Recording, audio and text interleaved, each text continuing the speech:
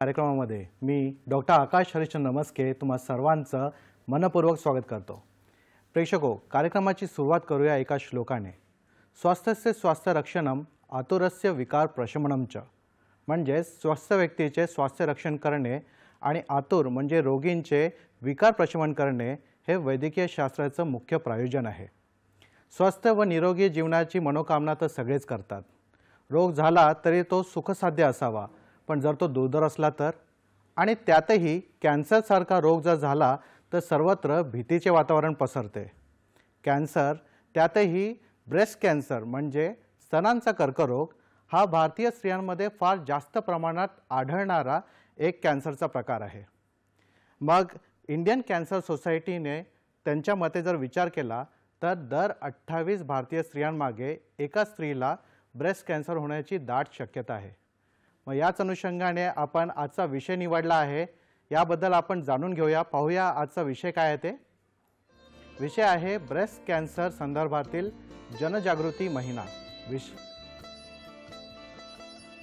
हा जो महिना आहे हा ब्रेस्ट कॅन्सर संदर्भातील जनजागृती व्हावी यासाठी भारत सरकारने हा महिना घोषित केलेला आहे। तर ब्रेस्ट कॅन्सर संदर्भातील जनजागृती महिना हा आज आपला विषय आहे आणि या विषयावरती तज्ञ मार्गदर्शन आणि चर्चा करण्यासाठी आज आपल्यासोबत उपस्थित आहेत टाटा मेमोरियल हॉस्पिटल येथील सल्लागार आणि कर्करोग तज्ञ डॉक्टर अमर देशपांडे सर। नमस्कार सर, आपल्या कार्यक्रमामध्ये स्वागत आहे। महाराष्ट्राला सुपरिचित असं व्यक्तिमत्व आहे सरांचं, तरीही नव्या प्रेक्षकांसाठी मी पुन्हा एकदा सरांची ओळख करून देतो। डॉक्टर अमर देशपांडे सरांनी KEM मुंबई इथून त्यांनी आपले MBBS पूर्ण केले असून नायर हॉस्पिटलहून पदव्युत्तर शिक्षण घेऊन MS ही पदवी प्राप्त केली आहे। तसेच UK हून त्यांनी ब्रेस्ट कॅन्सर सर्जरी या विषयात FRCS ही पदवी सुद्धा प्राप्त केली आहे। सरांनी ब्रेस्ट प्लास्टिक सर्जरी आणि ब्रेस्ट रिकन्स्ट्रक्शन या शस्त्रक्रियांमध्ये विशेष प्रावीण्य मिळवले आहे। इंग्लंडमध्ये तब्बल 15 वर्ष सरांनी कन्सल्टंट ऑन्कोप्लास्टिक ब्रेस्ट सर्जन म्हणून सेवा दिली आहे। या दरम्यान त्यांनी डे केअर ब्रेस्ट सर्जरी हा उपक्रम राबविला, ज्याची विशेष नोंद ब्रिटिश मेडिकल जर्नल्सने घेतली। तदनंतर गेल्या 1.5 वर्षांपासून ते टाटा कॅन्सर हॉस्पिटलमध्ये कन्सल्टंट सर्जिकल ऑन्कोलॉजिस्ट म्हणून कार्यरत आहेत। येथे सरांनी स्तन प्रत्यारोपणाची विशेष शस्त्रक्रिया चालू केली। अनेक कॉन्फरन्सेसमध्ये सर फॅकल्टी म्हणून सहभाग देतात। नुकतेच सरांनी त्यांची royal college of physicians and surgeons या संस्थेकडून इंटरनॅशनल ॲडवायझर म्हणून मानाची नेमणूक झालेली आहे। असे बहुगुणी तज्ञ आज आपल्याला लाभले आहेत। सर, पुन्हा एकदा तुमचं या कार्यक्रमामध्ये स्वागत आहे। सर, आजचा विषय आपला जनजागृतीपर कार्यक्रम आहे आणि ब्रेस्ट कॅन्सर या विषयी आहे। तर ब्रेस्ट कॅन्सरबद्दल जरा आमच्या प्रेक्षकांना एक थोडीशी माहिती द्या। नमस्कार। सर्वप्रथम मी दूरदर्शन सह्याद्रीचे आभार मानू इच्छितो। ब्रेस्ट कॅन्सर विषयी जनजागृती हा माझा अत्यंत जिव्हाळ्याचा विषय आहे, ज्याला मी स्तनजागृती असं म्हणतो। आणि याबद्दल मी असे म्हणू शकतो की भारतामध्ये आपल्या ब्रेस्ट कॅन्सरचे प्रमाण वाढत चाललेले आहे। जसे आपण म्हणलात की 28 पैकी एका स्त्रीला हा ब्रेस्ट कॅन्सर होतो। पाश्चिमात्य देशांच्या मानाने हे प्रमाण कमी आहे, पण आपल्याकडे होणारा कॅन्सर हा एकतर स्त्रिया फार उशिरा आपल्याकडे पुढे येतात, अजून तो एक टॅबू ज्याला आपण म्हणतो तसा आहे। आणि दुसरं म्हणजे ते निषिद्ध मानलं जातं की प्रायव्हेट पार्ट्सचे ऑर्गन्स आपण कोणासमोर एक्सपोज करतोय, हे आपल्याकडे अजूनही निषिद्ध मानलं जातं। त्यामुळे निदान उशिरा होतं, त्यामुळे त्याच्यामुळे होणारे मृत्यूचे प्रमाण जास्ती आहे। आणि पाश्चिमात्य देशांच्या मानाने आपल्याकडचा कॅन्सर हा थोडासा जास्ती ॲग्रेसिव्ह आहे. अच्छा. तर सर हा जो ॲग्रेसिव्ह कॅन्सरचा प्रकार आहे आणि तुम्ही म्हणाले की हा सर्वात जास्त होणारा कॅन्सरचा प्रकार आहे, तर याची कारणे कोणती याबद्दल जरा सांगा. आता ब्रेस्ट कॅन्सरचं कारण हे असं नाही आहे. साधारण 10% ब्रेस्ट कॅन्सर अनुवांशिक असतात आणि त्याबद्दल आपण नंतर बोलूच. पण काही असे फॅक्टर्स, रिस्क फॅक्टर्स ज्याला आपण म्हणू ते असतात आणि आपल्याकडचे मेन रिस्क फॅक्टर्स म्हणजे आपला समाज हा जास्तीत जास्त वेस्टर्नाइज होत चाललाय. तिकडल्या ज्या प्रथा आहेत, तिकडले जे खाण्याचे प्रकार आहेत, जे आपण आता आपल्याकडे इंट्रोड्यूस झालेले आहेत की प्रोसेस्ड फूड म्हणजे चीज म्हणा किंवा तिकडच्या प्रकारचे मीठ वगैरे ह्या ज्या गोष्टी आहेत ह्या आपण जास्तीत जास्त प्रमाणात खायला लागलेलो आहोत. आपल्याकडे ओबेसिटी वाढत चाललेली आहे. ते एक कारण आहे रिस्क फॅक्टर्स वाढण्याचे. लवकर मासिक पाळी येणे आणि उशिरा ती जाणे, रजोनिवृत्ती उशिरा होणे, ह्याच्यामुळे काय होतं की आपल्या शरीरामध्ये एक इस्ट्रोजन नावाचं एक संप्रेरक किंवा हार्मोन असतो जो बायकांच्या शरीरात जास्ती प्रमाणात असतो. आणि हा इस्ट्रोजन हा जसा आगीला ऑक्सिजन हे पूरक असतो तसा इस्ट्रोजन हा काही प्रकारच्या कॅन्सरसाठी पूरक असतो. आणि हे जे इस्ट्रोजन आहे म्हणजे जास्ती मुले होणे, त्याच्यामुळे तो कमी होतो. जेव्हा प्रेग्नन्सी असते तेव्हा तो कमी होतो, कारण त्या प्रेग्नन्सीमध्ये काही जे संप्रेरक असतात ते इस्ट्रोजनला सप्रेस करतात. तसंच स्तनपान, ब्रेस्ट फीडिंग, त्याच्या दरम्यान जी काही संप्रेरके आपल्या शरीरात असतात तेही इस्ट्रोजनला सप्रेस करतात आणि हे त्यामुळे प्रोटेक्टिव्ह आहेत ब्रेस्ट कॅन्सरपासून. पण प्रदूषण आणि जसं मी मगाशी म्हणलो की ओबेसिटी, उशिरा मुले होणे, स्मोकिंग किंवा कुठलेही टोबॅकोचे पदार्थ जे आपण खातो ते सगळे जे आहे हे सगळे आपल्याला रिस्क फॅक्टर्स आहेत. अल्कोहोल, आपल्याकडे प्रमाण वाढत चाललेलं आहे अल्कोहोल कन्झम्पशनचे, त्यामुळे तोही एक रिस्क फॅक्टर आहे. अशा अनेक रिस्क फॅक्टर्स आहेत. अनुवांशिक जे आहे ते 10%च आहे. 90% आपल्याला कारण सापडत नाहीत, पण रिस्क फॅक्टर्स मात्र वाढत चालले आहेत, त्यामुळे प्रमाणही वाढत चाललेले आहे. बरोबर आहे. सर समाजामध्ये कॅन्सर म्हटलं किंवा असा मोठा आजार म्हटलं की नेहमीच काहीतरी समज किंवा गैरसमज असतात. त्यापैकी काही जर असे असतात की गावामध्ये समजा एखाद्याला कॅन्सर झाला तर त्याला कधी कधी वाळीत टाकलं जातं. तर हा रोग संसर्गजन्य आहे का, हा एक मोठा प्रश्न त्यांना पडतो. तर याबद्दल तुम्ही काय म्हणाल. नाही, हे एका शब्दात उत्तर आहे याबद्दल. कॅन्सर संसर्गजन्य नाही. काही प्रकारचे कॅन्सर जे असतात ते व्हायरस इंड्युस्ड असतात, जसं गर्भाशयाच्या मुखाचा कॅन्सर. पण ब्रेस्ट कॅन्सर हा संसर्गजन्य नाही. मी असे अनेक पेशंट्स पाहिलेले आहेत की ज्यांना त्यांच्या फॅमिलीने अबॅन्डन केलेलं आहे, सोडून दिलेलं आहे, कारण त्यांना ही भीती वाटत होती की त्यांनाही तो कॅन्सर होऊ शकेल. आणि त्यामुळे मी अगदी सांगू शकतो की ब्रेस्ट कॅन्सर हा संसर्गजन्य नाही. आणि आपण म्हणजे जे कोणी श्रोते ऐकत आहात त्यांनी आपल्या जरी 2 लोकांना सांगितलं की हा नाहीये संसर्गजन्य, तर ही जनजागृती, स्तनजागृती होऊ शकेल. बरोबर आहे. सर तुम्ही म्हणाले की जसा हा एक प्रायव्हेट ऑर्गनचा कॅन्सर आहे आणि त्यामध्ये पण युजली हे स्त्रियांमध्ये जास्त आढळून येतो. तर प्रश्न हा पडतो की पुरुषांना हा होतो का. असं एक कॉमन हे गैरसमजूत आहे की पुरुषांना हा कॅन्सर होत नाही. पुरुषांमध्ये सुद्धा ब्रेस्ट टिश्यू असते, त्यामुळे पुरुषांना हा कॅन्सर होतो. फक्त त्याचं प्रमाण खूप कमी असतं. जेव्हा 100 कॅन्सर डायग्नोस होतात, ब्रेस्ट कॅन्सर यांचं 100 ब्रेस्ट कॅन्सरचं निदान होतं, तेव्हा त्यातला एक पुरुष असू शकतो. पुरुषाची सुद्धा ट्रीटमेंट ब्रेस्ट कॅन्सरची ही बायकांच्या ट्रीटमेंट प्रमाणेच असते. पुरुषांमध्ये इस्ट्रोजनचं प्रमाण कमी असलं तरी ते असतं, त्यामुळे पुरुषांना सुद्धा हा कॅन्सर होतो हे पुरुषांनी लक्षात घ्यावं. त्यामुळे पुरुषांनीही आपलं म्हणजे काही जर ब्रेस्टमध्ये चेंजेस त्यांना जर वाटले तर तपासून घेणे इष्ट आहे. बरोबर आहे. सर याच अनुषंगाने अजून एक प्रश्न आहे की पुरुषांमध्ये हा जो ब्रेस्ट कॅन्सर होतो हा कशामुळे होतो, याचे कारण कोणते. आता पुरुषांमध्ये सुद्धा का हा कॅन्सर होतो त्याचे कारण आपल्याला परत एकदा मी तेच उत्तर सांगू इच्छितो की कारण हे माहीत नाही. थोडंफार अनुवांशिकता आहे पुरुषांमध्ये, पण पुरुषांमध्ये ह्या कॅन्सरचं प्रमाण आधीच कमी असल्यामुळे अनुवांशिक कॅन्सरचं सुद्धा प्रमाण पुरुषांमध्ये कमी आहे. बरोबर आहे. सर, हा जो विषय आहे हा एक प्रायव्हेट ऑर्गनचा आहे आणि युजली त्याच्यावरती अंडरगार्मेंट्स असतात. तर काही विशिष्ट अंतर्वस्त्रे असे घातले तर त्यामुळे हा कॅन्सरचं प्रमाण वाढू शकतो का? याबद्दल काही गैरसमज आहेत का? त्याबद्दल जरा आम्हाला सांगा. बरेच लोक मला विचारतात की घट्ट अंतर्वस्त्रे घातली किंवा ज्याला आपण अंडरवायर्ड ब्रा म्हणतो, ज्याच्यात तार असते, अशा प्रकारची अंतर्वस्त्रे घातली तर कॅन्सर होतो असं अनेक लोकांचं गैरसमजूत आहे. तसा कुठलाही प्रमाण नाहीये, तसं कुठल्याही प्रकारचं एव्हिडन्स नाहीये आपल्या जे काही आतापर्यंत जे स्टडीज झालेले आहेत त्याप्रमाणे. पण अशी जी अंतर्वस्त्र असतात, जी घट्ट असतात किंवा जी व्यवस्थित मोजमाप केलेली नसतात, त्याच्यामुळे दुखू शकतं आणि दुखणं हे एक ड्रामॅटिक सिम्पटम आहे.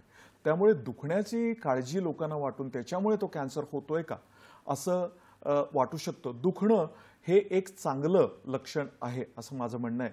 कारण ब्रेस्ट कॅन्सर हा दुखत नाही, सुरुवातीला तरी दुखत नाही, पसरल्यानंतरची गोष्ट वेगळी आहे, पण सुरुवातीला तरी त्याच्यात दुखणं नसतं. अशा प्रकारचे अंतर्वस्त्र आणि त्याच्यामुळे होणारा कॅन्सर ह्याचं प्रमाण कुठेही नाही. बरोबर आहे. सर, याच्यामध्ये हा जो ब्रेस्ट कॅन्सर आहे याच्यामध्ये वयाचं काय आहे का? म्हणजे समजा यंग जनरेशनमध्ये जास्त होतो किंवा ओल्डर जनरेशनमध्ये जास्त होतो, कसं आहे त्याच्या स्टॅटिस्टिक्स काय आहे? ओके. तर हा प्रश्न अतिशय इंटरेस्टिंग आहे. कारण ह्याच्या पूर्वी जेव्हा आपण बघायचो तेव्हा हा कॅन्सर हा 40 किंवा 50 नंतर जास्ती कॉमन होता.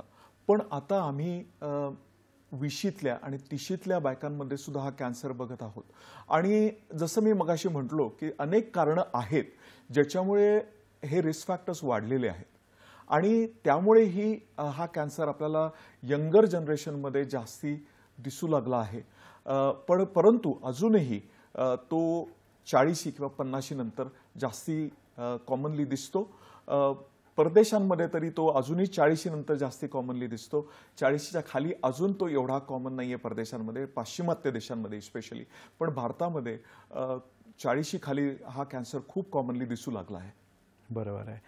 चर्चेच्या वळणावरती आपल्याला एक टेलिफोन कॉल आलेला आहे. कोल्हापूरहून प्रतापजी बोलत आहेत. नमस्कार, आपला प्रश्न विचारा.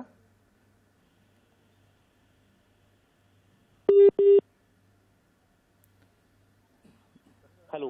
हां, हॅलो, प्रश्न विचारा. मॅडम सर नमस्ते, कोल्हापूरमधून प्रतापसिंह काळे बोलतोय मी. नमस्कार, बोला ना. हा, येस. आजचा विषय अतिशय महत्त्वाचा घेतलेला आहे सर, ब्रेस्ट कॅन्सर संदर्भातील जनजागृती महिना. तर देशपांडे सरांना माझे 2 प्रश्न आहेत. पहिला प्रश्न असा आहे की जेनेटिक फॅक्टर्स व BRCA जीन टेस्टिंग भारतात किती प्रमाणात उपलब्ध आहे, हा एक माझा प्रश्न. आणि दुसरा प्रश्न असा आहे की ब्रेस्ट कॅन्सर सर्वायव्हल व मेंटल हेल्थ आणि रिहॅबिलिटेशन यावर पुरेशी दखल घेतली जाते का भारतामध्ये, असा माझा प्रश्न होता. 2 प्रश्न. प्रतापजी, खूप छान प्रश्न विचारले आपण. ब्राका जे जीन आहे तो ब्रेस्ट कॅन्सरची रिस्क वाढवतो आणि अशा जीनचे टेस्टिंग टाटामध्ये तर होते, पण अनेक प्रायव्हेट कंपन्या आता हे टेस्टिंग उपलब्ध करून देतात. टाटामध्ये जेनेटिक क्लिनिक सुद्धा आहे जे डॉक्टर राजीव सरीन आमचे आहेत, रेडिएशन ऑन्कॉलॉजिस्ट. ते हे क्लिनिक चालवतात आणि त्यांना आपण रेफरल करून तिथे जेनेटिक टेस्टिंग होऊ शकतं. त्यामुळे जसं पूर्वी होतं की हे उपलब्ध नव्हतं अनेक ठिकाणी, तसं आता राहिलेलं नाही. आणि आपला दुसरा प्रश्न जो आहे तो परत एकदा रिपीट कराल का प्रतापजी?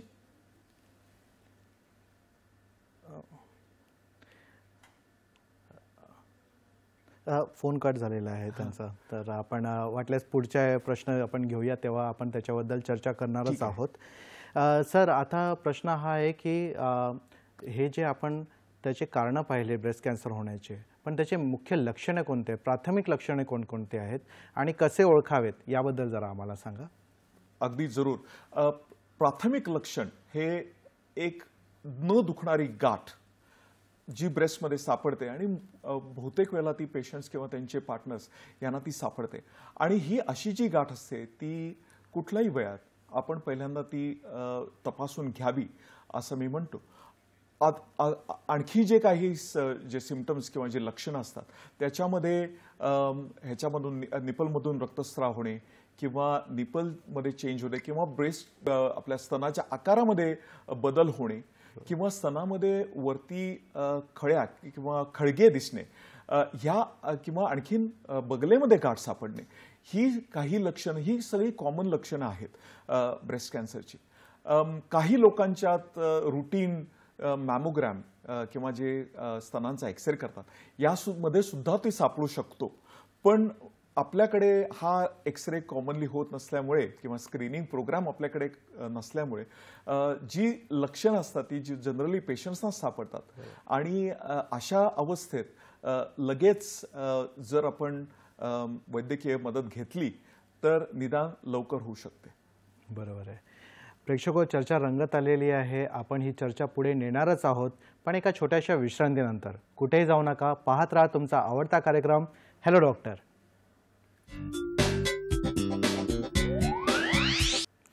तर ब्रेकनंतर तुमचं पुन्हा स्वागत आहे. आज आपण चर्चा करत आहोत ब्रेस्ट कॅन्सर संदर्भातील जनजागृती महिना याविषयी. आणि आपल्याला एक टेलिफोन कॉल आलेला आणि त्यामध्ये जो दुसरा प्रश्न प्रतापजींनी विचारला होता तो म्हणजे पोस्ट ऑपरेटिव्ह फिजिकल आणि मेंटल रिहॅबिलिटेशन याबद्दल सरांचं काय मत आहे. सर, तुम्ही काय सांगाल? माफ करा प्रतापजी, मी तुमचा दुसरा प्रश्न विसरलो होतो. ह्यामध्ये फिजिकल आणि मेंटल रिहॅबिलिटेशन हे अत्यंत जरुरीचे असते आणि आमच्याकडे टाटामध्ये फिजिओथेरपिस्ट आहेत, ते फिजिकल रिहॅबिलिटेशनसाठी मदत करतात. पण मेंटल रिहॅबिलिटेशन हेही गरजेचे असते आणि आमच्या लेवलवर आम्ही ते करत असतो.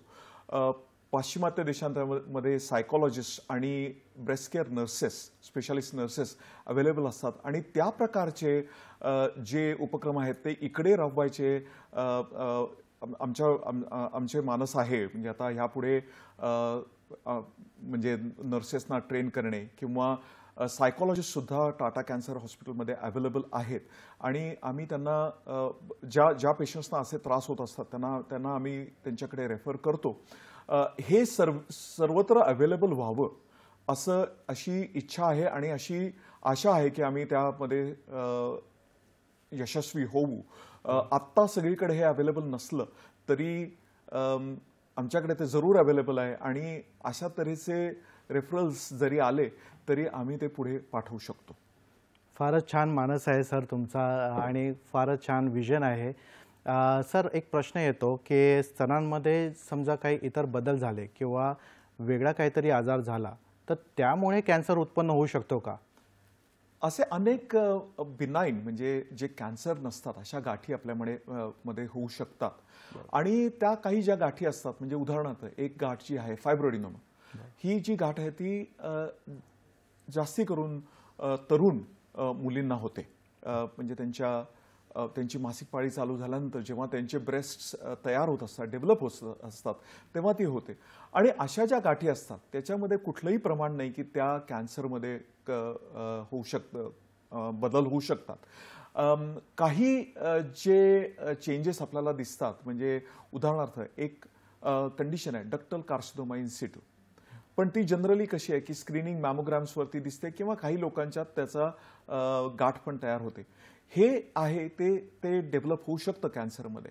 परंतु ज्या बिनाईन ज्या गाठी असतात त्या होत नाहीत, असं कुठेही त्याचं प्रमाण नाही आहे. आणि अनेक गाठी ज्या असतात त्या होत असतात. त्या एकदा आपण त्याचं डायग्नोसिस केलं की हे कॅन्सरची नाही की आम्ही जनरली पेशंट्सना सांगतो की ह्याच्यातून काही कॅन्सरचा धोका नाही आहे. ज्या कॅन्सरच्या ज्या गाठींवर आपल्याला लक्ष ठेवायचं असतं, ज्यांचं सर्व्हेलन्स करायचं असतो तो होतच असतो. ज्यांची गरज नसते सर्व्हेलन्स करायची कारण आम्हाला माहीत असते की ते होणार नाही आहे कशामध्ये बदल कॅन्सरमध्ये, त्या अशा लोकांना सर्व्हेलन्सची सुद्धा गरज नसते. ओके. तर सर, एक प्रश्न येतो की समजा एखादी व्यक्ती आहे, तिला कॅन्सर आहे आणि तिला प्रेग्नन्सी करायची असेल किंवा त्यांना बेबी डिलिव्हर करायचं असेल तर मग हे अनुवांशिक आहे की नाही आहे हा प्रश्न त्यांना नेहमीच पडत असतो. तर याबद्दल तुमचं काय मत आहे? अनुवांशिकता ही 10% कॅन्सर्समध्ये असते. जनरली ब्रेस्ट कॅन्सर 10% जे होतात ते अनुवांशिक असतात आणि त्यामध्ये जवळचे नातेवाईक यांना झालेला आजार जवळच्या नातेवाईकांमध्ये समजा आईला झाला, तर आई जर 40 वर्षाच्या खाली असेल किंवा बहीण जर 40 वर्षाच्या वयाच्या खाली असेल, तर त्यामध्ये जीन, त्या फॅमिलीमध्ये जीन असण्याची शक्यता असते. किंवा पेशंटसुद्धा जेव्हा एखादा ब्रेस्ट कॅन्सर पेशंट जेव्हा आमच्याकडे येतो आणि त्यांना जर 30च्या वयात 30च्या किंवा 40च्या खाली जर तो कॅन्सर झालेला असला, तर त्याच्यामध्ये तो जीन असू शकतो. एक ट्रिपल निगेटिव्ह ब्रेस्ट कॅन्सर म्हणून असतो, म्हणजे त्याच्यात विशिष्ट प्रकारचे प्रोटीन्स असतात, ते ह्या कॅन्सरमध्ये त्या कॅन्सर सेल्सवर ते नसतात. आणि ते जे ट्रिपल निगेटिव्ह ब्रेस्ट कॅन्सर असतात ते जर 50च्या खाली झालेला असला तर त्यांच्यामध्ये सुद्धा हा जीन असू शकतो. ब्रेस्ट कॅन्सर जीन्स कॉमनली जे असतात ते BRCA1 आणि BRCA2 हे जे जीन्स असतात त्याच्यामुळे कॅन्सरचं प्रमाण जास्ती वाढू शकतं किंवा कॅन्सरची शक्यता जास्ती होऊ शकते त्यांच्या आयुष्यामध्ये किंवा त्यांच्या रिलेटिव्समध्ये सुद्धा, स्पेशली विमेन रिलेटिव्समध्ये, फिमेल रिलेटिव्समध्ये. आणि ही जी शक्यता वाढते त्याच्यामुळे ती जेनेटिक टेस्टिंग हे अतिशय इम्पॉर्टंट आहे. आणि त्याच्यासाठी मग आम्ही डॉक्टर राजीव सरीन यांच्याकडे त्या पेशंट्सना पाठवतो त्यांच्या जेनेटिक क्लिनिकमध्ये बघायला की जेनेटिक टेस्टिंग त्यांच्यासाठी गरजेचं आहे की नाही. बरोबर आहे. सर, तुम्ही जेनेटिक टेस्टिंगबद्दल म्हणाले, तर इन्व्हेस्टिगेशन म्हणजे आपण आता कारणे पाहिले, लक्षणे पाहिले, पण निदान पाहूया. तर इन्व्हेस्टिगेशन कोणकोणते आहेत? या समजा आपल्याला झालं आहे की नाही झालं आहे हे तुम्ही कसं निदान करतात याबद्दल सांगा. तर कुठलाही पेशंट जेव्हा आमच्याकडे येतो ह्याच्याबरोबर गाठ घेऊन, तेव्हा किंवा काहीही ब्रेस्ट सिम्पटम घेऊन येतो, तेव्हा 3 प्रकारचे आम्ही त्यांचे तपास करतो. एक तर वैद्यकीय तपासणी, म्हणजे मी तपासतो पेशंटला, बघतो कशा प्रकारचा लंप आहे किंवा काही गाठ कशी आहे. आणि ती एकदा म्हणजे ह्या तपासणीतून आपल्याला कळू शकतं की ती कॅन्सरची गाठ आहे की नाही. त्याच्या पुढे पुष्टी देण्यासाठी जर पेशंट्स जर 35 वर्षाच्या पुढचे असले तर रुटीनली आम्ही मॅमोग्राम किंवा स्तनांचा एक्सरे करतो. आणि त्याबरोबर जर गाठ असेल तर सोनोग्राफी सुद्धा करतो आणि त्याबरोबर त्याची बायोप्सी केली जाते. जर 35च्या खाली असेल तर सोनोग्राफी रुटीनली केली जाते अशा गाठींसाठी. आणि मॅमोग्राम जर ती सोनोग्राफी किंवा जर वैद्यकीय तपासणीमध्ये जर ती सस्पिशियस म्हणजे कॅन्सरची आहे असा संशय आला तर मग मॅमोग्राम जरूर केला जातो. आता मला जर विचारलं की कॅन्सर मॅमोग्राम 35च्या खाली आपण रुटीनली का करत नाही, कारण 35च्या खाली बायकांचे ब्रेस्ट हे अतिशय घनदाट असतात, डेन्स असतात. आणि त्यामुळे त्या घनतेमुळे मॅमोग्राम ची डायग्नोस्टिक जी सेन्सिटिव्हिटी असते ती कमी होऊ शकते. त्यामुळे आधी सोनोग्राफी करून आपल्याला त्याच्यात काही संशय आहे की नाही हे बघायचं आणि त्यानंतर मॅमोग्राम करायचा. इतर अनेक इन्व्हेस्टिगेशन्स आहेत, लाईक म्हणजे MRI स्कॅन, ब्रेस्टचा MRI स्कॅन. हा तेव्हा केला जातो किंवा जेव्हा मॅमोग्राम आणि सोनोग्राफीमधनं आपल्याला उत्तर मिळत नाहीये की हा काय असू शकतो किंवा अशी शंका आहे की एकापेक्षा जास्ती जागी तो असू शकेल. किंवा एक प्रकारचा कॅन्सर असतो जो ब्रेस्ट टिश्यूमधनं येतो. जो कॉमन कॅन्सर असतो तो ब्रेस्ट डक्ट्समधनं येतो. तर जेव्हा ब्रेस्ट टिश्यूमधनं येतो तेव्हा तो एकापेक्षा जास्ती जागी असू शकतो आणि मॅमोग्राम आणि सोनोग्राफी हे तो दाखवेलच असं नाही. तेव्हा MRI स्कॅन केला जातो. आणि पेट स्कॅन तेव्हाच केला जातो जेव्हा आपल्याला शंका असते की हा कॅन्सर कुठे दुसरीकडे पसरलेला असू शकेल ब्रेस्ट शिवाय. सोनोग्राफीमधनं आपल्याला कॅन्सर बगलेतल्या गाठींमध्ये ज्या लिम्फच्या गाठी असतात त्या सगळ्यांना असतात, त्याच्यामध्ये पसरलेलं आहे की नाही हे सुद्धा आपल्याला सोनोग्राफीमधनं कळू शकतं. बरोबर आहे. सर, आता एक क्वेश्चन मला येतो की हे जे स्क्रीनिंग आपण टेस्ट करतायत, इन्व्हेस्टिगेशन तुम्ही करत आहात, तर मग हे प्रोॲक्टिव्हली आपण वाईड स्केलवरती का नाही करत? कारण आपण म्हणाले की जे ब्रेस्ट कॅन्सर आहे हे सर्वात जास्त प्रमाणात आढळणारा कॅन्सरचा एक प्रकार आहे. तर मग यावरती वाईड स्केल स्क्रीनिंग किंवा वाईड स्केल इन्व्हेस्टिगेशन्स असे काय होत आहेत का? याबद्दल तुम्ही सांगा. स्क्रीनिंग आपल्याकडे सध्या होत नाहीये. त्याचं कारण हे एक आहे की आपल्याकडे ब्रेस्ट कॅन्सरचं प्रमाण आतापर्यंत खूप जास्ती नव्हतं, आता ते वाढत चाललेलं आहे. आणि स्क्रीनिंग करणं हे एक चांगली कल्पना आहे. परंतु आपली जर लोकसंख्या बघितली तर त्यांच्या दिशेने लॉजिस्टिकल प्रॉब्लेम हा आहे की एवढ्या लोकांपर्यंत आपण कसं स्क्रीनिंग पोहोचवू शकू. दुसरं म्हणजे कुठली स्क्रीनिंग मोडॅलिटी, म्हणजे आता पाश्चिमात्य देशात मॅमोग्राम ही म्हणजे स्तनांचा एक्सरे काढणे ही स्क्रीनिंग मोडॅलिटी आहे आणि त्यातून दर 3 वर्षांनी प्रत्येक स्त्री म्हणजे जी 50 आणि 70च्या मध्ये आहे, आता थोडक्याच दिवसात ते 47 आणि 73च्या मध्ये जी प्रत्येक स्त्री आहे त्यांचा मॅमोग्राम होणार. पण त्यामध्ये कसं आहे की त्यांची लोकसंख्या एकतर कमी आहे, त्यामुळे हे मॅमोग्राम्स करणे हे सोपं आहे.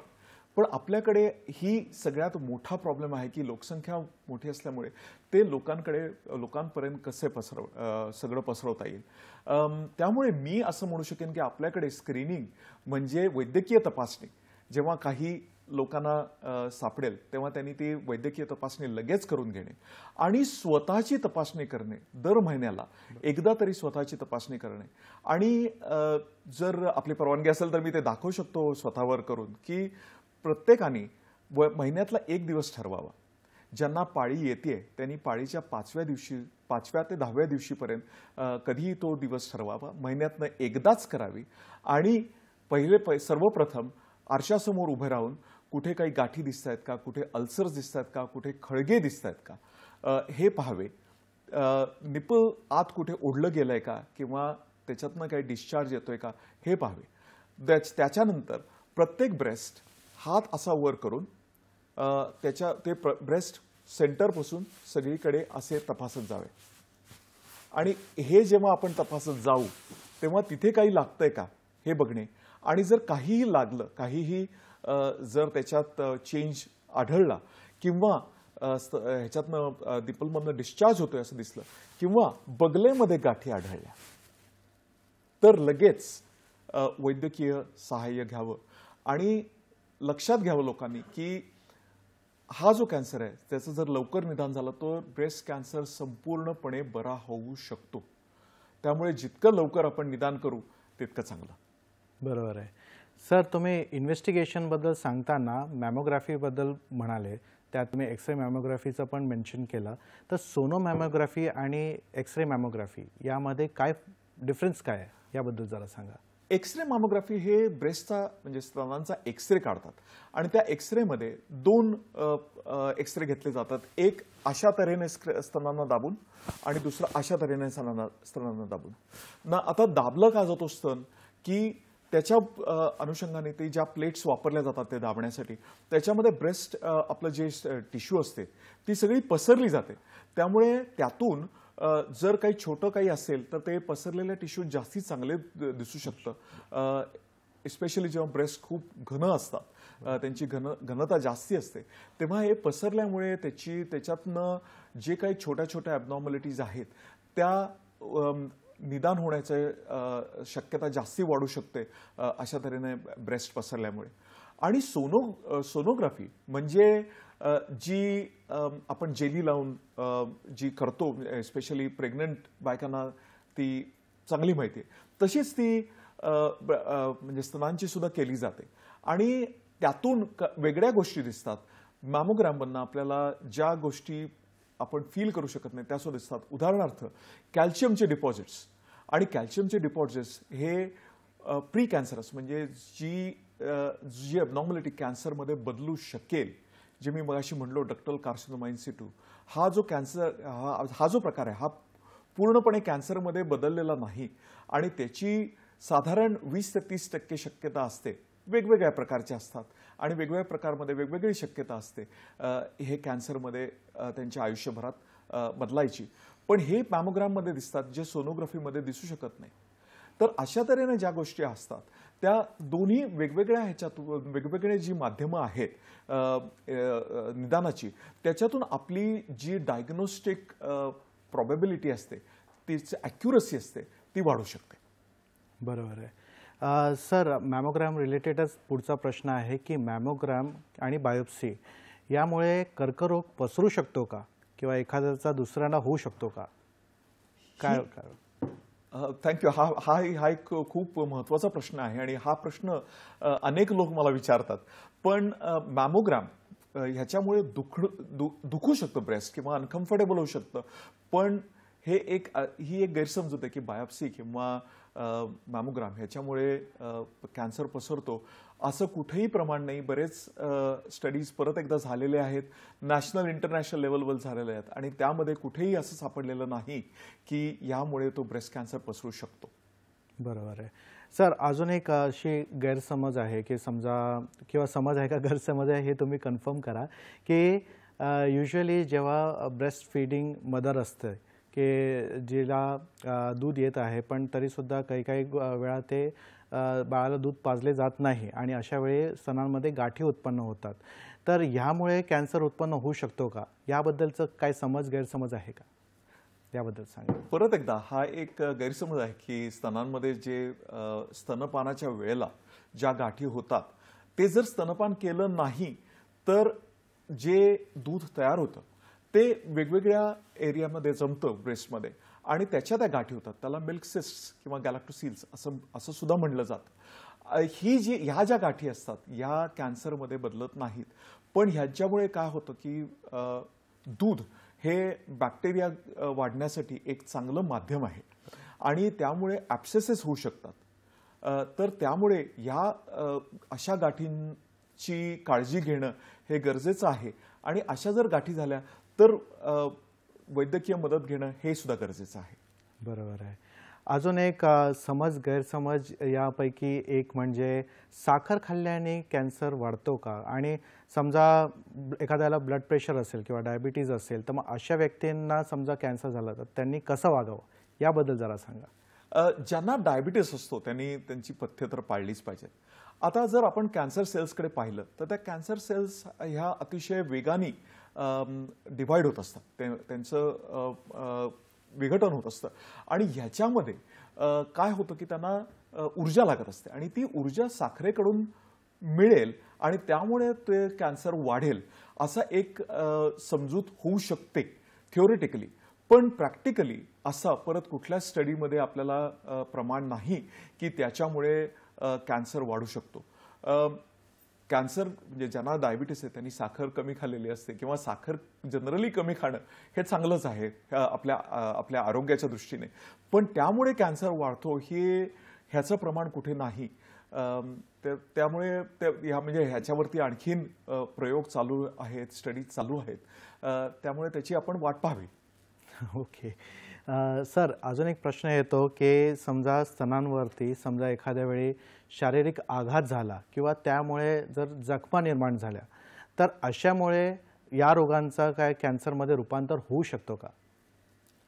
परत एकदा पूर्वी असा एक समज होता की असे जे आघात किंवा पूर्वीचे ऑपरेशन्स याच्यामुळे एक मायनर रिस्क फॅक्टर असं आपण म्हणू शकतो असावा, असं वैद्यकीय कम्युनिटीची सुद्धा अशी पूर्वी संकल्पना होती. पण आता जे झालेत अनेक जे प्रयोग झालेत त्यातून कुठे असं प्रमाण दिसलेलं नाही आणि जे लोक ज्यांना याच्या बाबतीत अनुभव आहे त्यांना सुद्धा आता असं दिसलेलं नाहीये कुठे की असे जे पूर्वीचे जे ऑपरेशन्स झालेत किंवा आघात झालेत त्याच्यामुळे जखमा झाल्यात याच्यामुळे त्याचं प्रमाण वाढतं.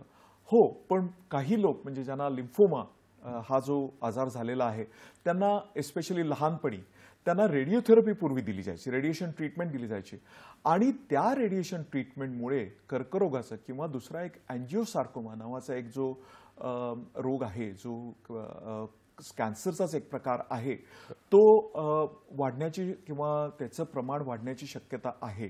परंतु आघातामुळे किंवा जखमांमुळे किंवा पूर्वीच्या ऑपरेशन्समुळे हा कॅन्सरचं प्रमाण वाढतं ह्याचा कुठे प्रमाण नाही. बरोबर आहे. सर, स्तनांचा आकार किंवा घनता हे वेगवेगळे असते, तर मग हे जेव्हा आकार आणि घनता आपण विचार करतो तर त्याचा आणि कॅन्सर होण्याचा असा काही संबंध आहे का? याबद्दल जरा सांगा. परत एकदा मी ह्या प्रश्नाचं उत्तर नाही असंच देईन, कारण त्याचंही कुठेही प्रमाण नाही. कित्येक लोकांना ज्यांचे ब्रेस्ट छोटे असतात किंवा ज्यांचे ब्रेस्ट अगदी मऊ, त्याच्यामध्ये फॅट जास्ती असतं, चरबी जास्ती असते, घनता कमी असते, अशा लोकांना सुद्धा ब्रेस्ट कॅन्सर होतो आणि कित्येक लोक ज्यांची घनता जास्ती आहे, मोठे ब्रेस्ट आहेत, त्यांना ब्रेस्ट कॅन्सर होत नाही. जसं मी म्हटलं तसं ह्याचं कुठेही प्रमाण नाही की मोठी ब्रेस्ट असले किंवा जास्ती घनता असलेले ब्रेस्ट असले तर त्याच्यामध्ये ब्रेस्ट कॅन्सर जास्ती होतो. बरोबर आहे. सर, तुम्ही म्हणाले होते की कॅन्सर पूर्ण बरा होऊ शकतो. तर विविध स्टेजेसमध्ये समजा त्याचं डायग्नोसिस झालं, right from the primary stage to the end stage, तर मग अशा वेळी त्याचं ट्रीटमेंटचं प्रमाण कसं असतो याबद्दल जरा सांगा. जर आपला हा ब्रेस्ट कॅन्सर लवकर जर निदान झालं तर तो संपूर्णपणे बरा होऊ शकतो. त्यामुळे जर काही ब्रेस्टमध्ये कुठलेही प्रकारचे चेंजेस झाले तर लवकर वैद्यकीय मदत घेणे न लाजता हे एक मी सगळ्यांना सांगू शकतो की हे जे आहे हे आपल्याला वाचवू शकतं. पुढचे आपले म्हणजे कधी कधी जी ट्रीटमेंट जी लागते ती सुद्धा कमी होऊ शकते.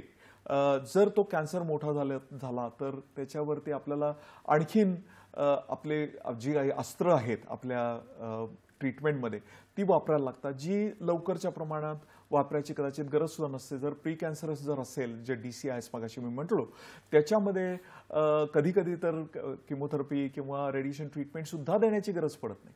तर अशा तऱ्हेने मी म्हणू शकतो की जिथे आपल्याला काहीही ब्रेस्टमध्ये काहीही चेंजेस दिसतात तिथे लवकर पटकन वैद्यकीय मदत घेणे हे अतिशय इष्ट आहे. बरोबर आहे. सर, आपण युजली पाहतो की आता एखादे पेशंटला कॅन्सर झाला आहे तर ते गर्भनिरोधक गोळ्या वगैरे घेतात किंवा जेव्हा ओल्ड एज झालेले असतात तेव्हा ते हार्मोन रिप्लेसमेंट थेरपी HRT वगैरे घेतात.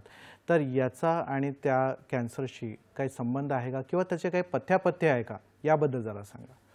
गर्भनिरोधक गोळ्या ह्या दोन प्रकारच्या असतात. एक म्हणजे ज्याच्यात इस्ट्रोजन आणि प्रोजेस्ट्रॉन ह्या दोन संप्रेरकाचं कॉम्बिनेशन असतं आणि दुसऱ्या असतात त्या प्रोजेस्ट्रॉन या फक्त संप्रेरकांनी बनतात. जिथे इस्ट्रोजन आपण वापरतो तिथे आपण काय करतोय की परत एकदा इस्ट्रोजनचं प्रमाण जे आपल्या शरीरातलं आहे ते वाढवतोय आणि तो इस्ट्रोजन परत आपल्या कॅन्सरची रिस्क वाढवतो. जसं मी मगाशी म्हणलो की इस्ट्रोजनचं एक्सपोजर जे आहे ते आपण जितकं जास्ती ठेवू ते आपल्याला त्याच्यामुळे आपली ब्रेस्ट कॅन्सरचे प्रमाण वाढणार आहे. त्यामुळे इस्ट्रोजन ज्याच्यात आहे असे गर्भनिरोधक गोळ्या जर वापरल्या तर त्याच्यामुळे कॅन्सरची रिस्क वाढू शकते. हॉर्मोन रिप्लेसमेंट थेरपीमध्ये आपण काय करतोय की जे रजोनिवृत्तीचे जे लक्षणं आहेत, सिम्पटम्स आहेत, ती जर फार सिव्हिअर असली तर आपण आपल्या बॉडीमध्ये जे रजोनिवृत्तीच्या पूर्वी जे हॉर्मोनल एन्व्हायरमेंट आहे ते हॉर्मोन रिप्लेसमेंट थेरपी देऊन ते क्रिएट करतोय. त्यामुळे परत एकदा आपण इस्ट्रोजनचं एक्सपोजर वाढवतोय. इस्ट्रोजनचं एक्सपोजर आपण प्रमाणासाठी काही काळासाठी परत वाढवतोय. त्यामुळे आपण परत एकदा ती रिस्क वाढवतोय. एक स्टडी झालेला 1 मिलियन विमेन स्टडी, जवळजवळ 10 लाख बायकांचा ह्याच्यात स्टडी केला गेलेला होता वेस्टर्न कंट्रीजमध्ये. मल्टी सेंटर स्टडी होता आणि त्याच्यामध्ये असं दिसलेलं आहे की हॉर्मोन रिप्लेसमेंट थेरपीमुळे ब्रेस्ट कॅन्सरची रिस्क वाढलेली होती. बरोबर आहे. प्रेक्षको, चर्चा रंगत चाललेली आहे. आपण ही चर्चा पुढे नेणारच आहोत, पण एका छोट्याशा विश्रांतीनंतर. कुठेही जाऊ नका, पाहत राहा तुमचा आवडता कार्यक्रम हॅलो डॉक्टर.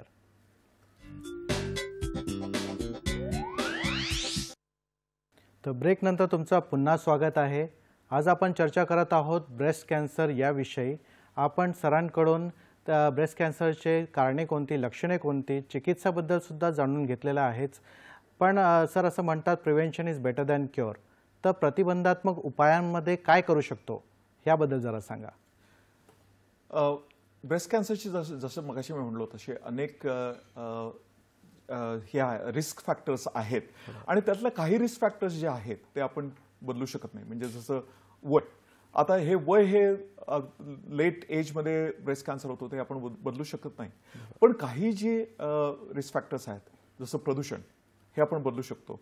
पण आता प्रदूषणावर सुद्धा आपला फारसा कंट्रोल नाही आहे. जे काही आपलं सरकार आणि जे काही गव्हर्नमेंट जे काही करतायत प्रयत्न त्यातून होपफुली प्रदूषण कमी होईल आणि त्यातून सुद्धा आपल्याला त्याचं प्रमाण कमी झालेलं दिसू शकेल. आता प्रदूषणामधनं नक्की कुठली द्रव्ये जी आहेत की हे म्हणजे कार्सिनोजेनिक आहे, कॅन्सरचे प्रमाण वाढवतात हे आपल्याला माहीत नाही. पण आणखीनही काही जे रिस्क फॅक्टर्स आहेत म्हणजे प्रेग्नन्सी लवकर होणे. आता हे सुद्धा प्रत्येकाचं इंडिव्हिज्युअल प्रेफरन्स आहे. आपण कोणालाही जबरदस्ती करू शकत नाही की प्रेग्नन्सी लवकर व्हावी.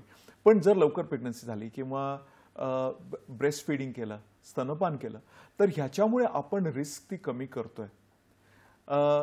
अनेक अशा गोष्टी आहेत की जसं ओबेसिटी ही जी गोष्ट आहे ते आपण जर रेग्युलर व्यायाम केला, रोज 30 मिनिटं व्यायाम करणं, हे आपल्याकडे प्रमाण आहे त्याचं की ह्याच्यामुळे ही कॅन्सरची रिस्क कमी होते. आणि ओबेसिटी आता का ओबेसिटी हा का रिस्क फॅक्टर आहे? कारण जे आपलं फॅट जे खाली कातडीखाली जे जमतं त्याच्यामध्ये इस्ट्रोजन निर्माण होत असतं आणि इस्ट्रोजन हा परत आपल्याला माहिती आहे की रिस्क फॅक्टर आहे. आपण जेव्हा आपलं ते फॅट कमी करतो तेव्हा हे इस्ट्रोजनचं प्रमाण कमी होऊ शकतं. त्यामुळे आपली रिस्क त्याच्यामुळे कमी होते. लाल मांस खाणे म्हणजे मटण खाणे ह्याच्यामुळे सुद्धा हे प्रमाण वाढू शकतं.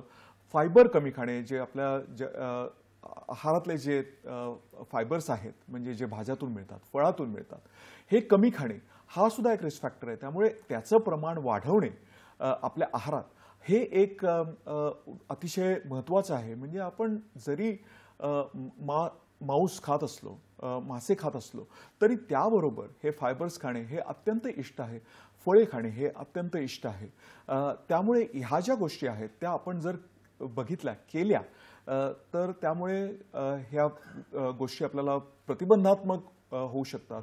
अल्कोहोलचे प्रमाण कमी करणे, तंबाखूची प्रॉडक्ट्सचं प्रमाण कमी करणे, हे सुद्धा आपल्याला उपयोगी ठरू शकेल. हे सर्वांनी लक्षात घ्यायचं आहे.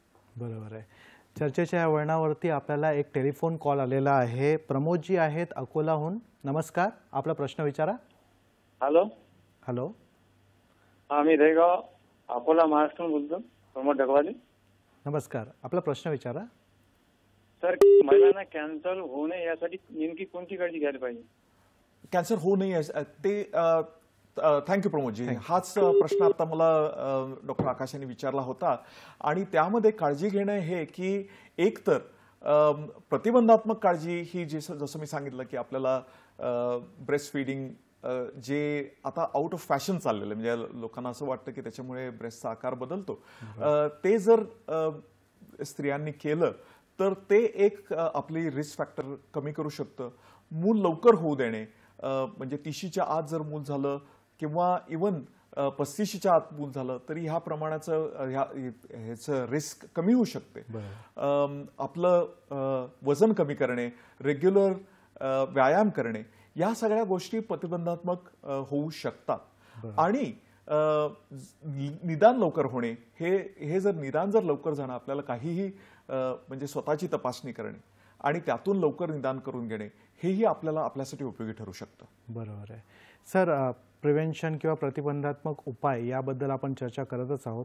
तर याच अनुषंगाने पुढचा प्रश्न आहे की वॅक्सिन, युजली सर्वायकल कॅन्सरसाठी वॅक्सिन आपण पाहतो, तर ब्रेस्ट कॅन्सरसाठी असं काही वॅक्सिन आहे का? याबद्दल काय म्हणताय? सर्वायकल कॅन्सर किंवा गर्भाशयाच्या मुखाचा कॅन्सर हा ह्युमन पॅपिलोमा व्हायरस नावाच्या एका व्हायरसच्या मुळे होऊ शकतो.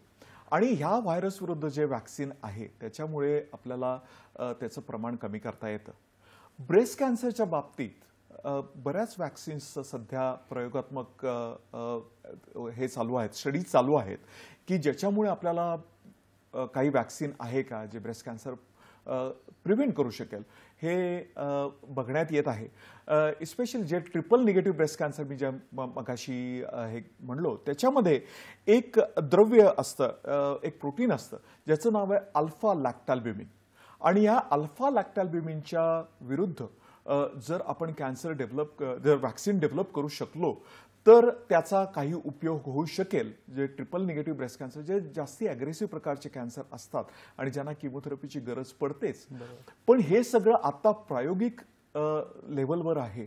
त्याचे अजून काहीही आपल्या हातात कुठल्याही प्रकारचं प्रमाण नाहीये आणि याला पुढची काही वर्ष आपल्याला लागणार आहेत. त्यामुळे आता या क्षणी जी काही वॅक्सिन्स अवेलेबल आहेत ती प्रयोगात्मक दृष्टीचीच आहेत. त्याच्यामध्ये आपल्याला असं ठोस प्रमाण कुठेही नाही.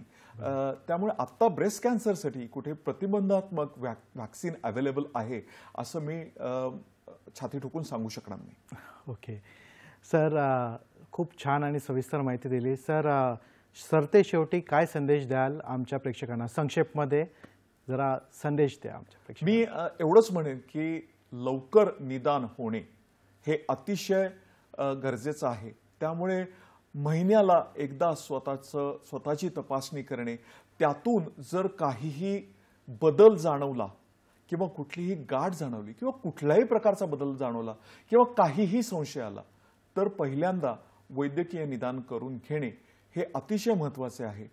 ते जर लवकर झाले तर ब्रेस्टचा कॅन्सर संपूर्णपणे बरा होऊ शकतो. आपण हा संदेश जरी 2 लोकांना दिला आणि त्यांनी पुढच्या 2 लोकांना दिला तर ही जनजागृती किंवा स्तनजागृती सुद्धा होऊ शकते आणि हा आपण सगळ्यांना द्यावा ही माझी विनंती आहे. माझा हाच एक संदेश आहे आणि जनजागृती किंवा स्तनजागृती हा माझा जिव्हाळ्याचा विषय आहे. त्यामुळे मी ती करत राहणार आणि ती करण्यात आपण सगळ्यांनी माझी मदत करावी ही माझी हात जोडून कळकळीची विनंती आहे सगळ्यांना. सर, आज आपण इथे आलात, आमच्या प्रेक्षकांच्या प्रश्नांची उत्तरे दिली, तसेच त्यांचे मोलाचे मार्गदर्शनही केले. या सर्वांसाठी मी प्रेक्षकांतर्फे आणि सह्याद्री वाहिनीतर्फे तुमचे आभार मानतो. धन्यवाद सर. वेळ झाली आहे तुमची रजा घेण्याची. पुन्हा भेटूया एका नव्या विषयासह तुमच्या आवडत्या कार्यक्रमामध्ये, ज्याचं नाव आहे हेलो डॉक्टर. तोपर्यंत स्वस्थ राहा, मस्त राहा, हसत राहा. धन्यवाद.